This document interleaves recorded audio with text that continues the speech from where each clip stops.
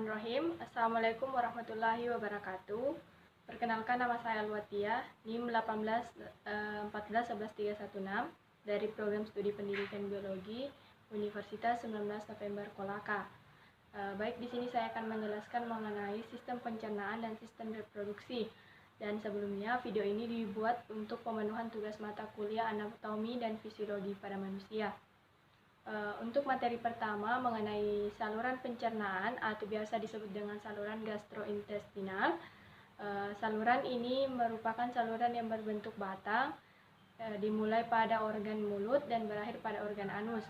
Proses penguraian makanan menjadi molekul-molekul yang lebih kecil baik secara fisik ataupun mekanik ataupun estimatik, sehingga dapat larut dan dapat diserap dalam darah.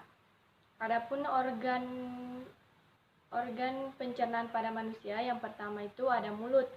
Mulut berfungsi sebagai tahap utama dalam pencernaan makanan, di mana makanan masuk melalui mulut kemudian akan dicerna baik secara fisik ataupun mekanik.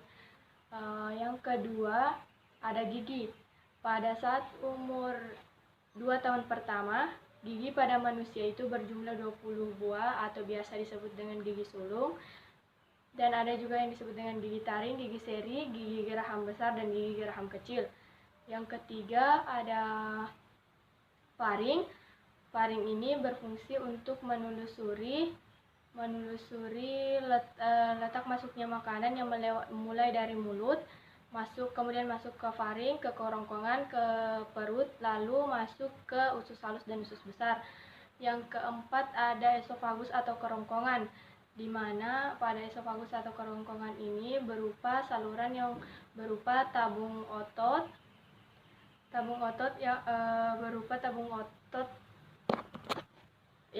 yang melewati faring melalui rongga toraks diafragma kemudian masuk ke rongga perut.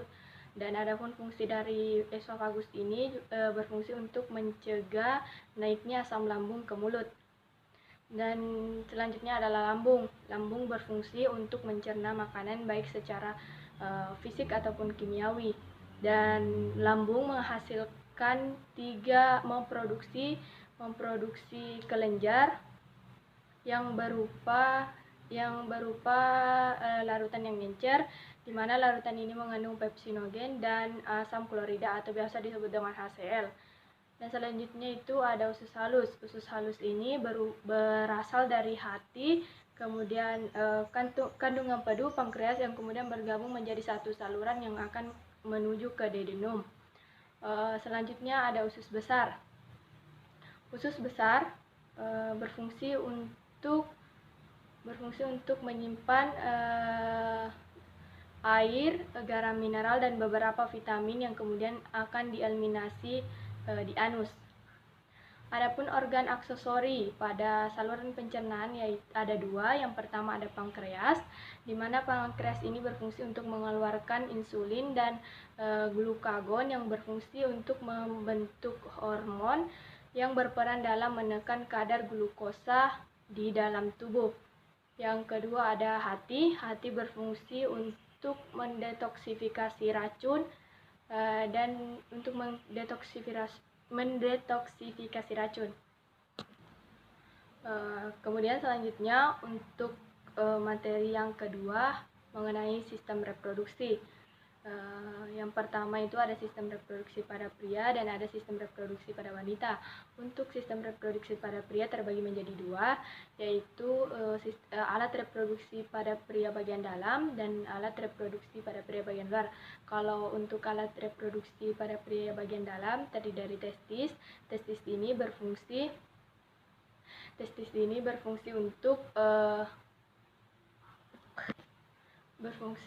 untuk menghasilkan hormon testosteron yang dilakukan oleh sel interstisial.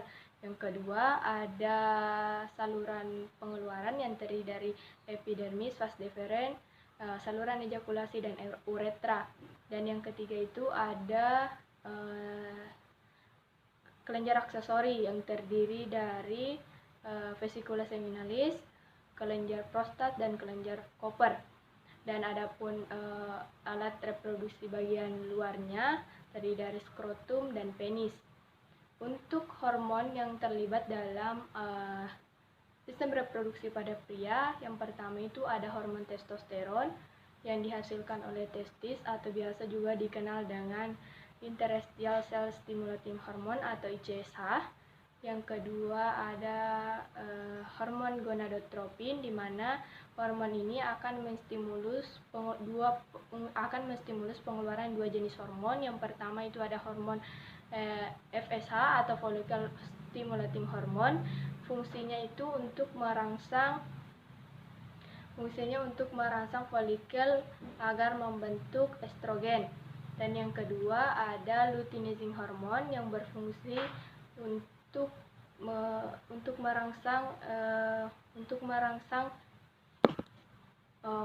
merangsang korpus dan ovulasi. Dan bagaimana spermatogenesis itu terjadi?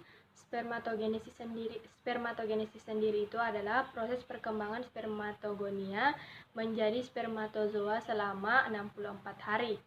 Spermatogonia akan berkembang menjadi spermatosit sekunder, kemudian dari spermatosit primer, spermatosit primer akan berkembang menjadi spermatosit sekunder, dan dari spermatosit ke sekunder kemudian akan berkembang lagi menjadi spermatosit. Dan tahap akhir dari spermatozoa adalah pematangan spermatosit tadi menjadi spermatozoa. Dan spermatozoa ini berukuran 60 mikron, dan pada spermatozoa biasanya memiliki kepala, badan, dan ekor. Dan untuk alat reproduksi bagian dalam pada wanita ada vagina, uterus, ovarium, dan tuba fallopi. Dan alat reproduksi bagian luar pada wanita itu ada vulva, mons pubis, labium mayor, labium minor, ada klitoris, vertibulum, perineum, kelenjar Bartholin, himen atau selaput darah, dan ada orchite. Itulah yang dapat saya jelaskan mengenai sistem reproduksi dan sistem pencernaan pada manusia. Lebih dan kurangnya mohon dimaafkan. Wallahul muwaffiq ila aqwamit thoriq. Wassalamualaikum warahmatullahi wabarakatuh.